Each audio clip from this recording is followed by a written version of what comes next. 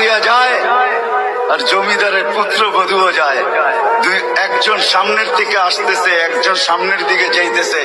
দুইজনের ক্রসিং এর সময় ভিক্ষুকের গায়ের কাদা জমিদারের পুত্রবধূর গায়ে লেগে গেছে। সে দুনিয়া আন্ধার করে ফেলছে, স্বামীকে ডাইকা নিয়ে আসছে, বলছে ভিক্ষুক আমার কাপড় নষ্ট করে দিছে। সে শুধু ভিক্ষুক ছিল না, বৃদ্ধ ছিল।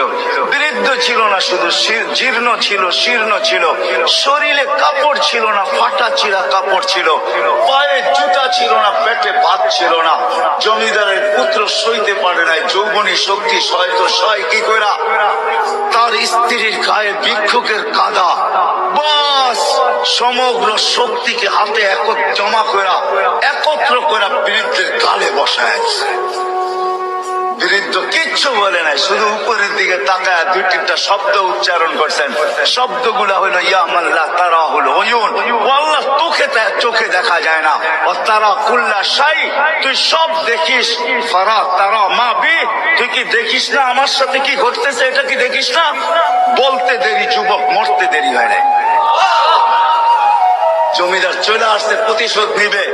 বৃদ্ধের একদিকে মুচকি হাসি, একদিকে বলতেছে প্রেমের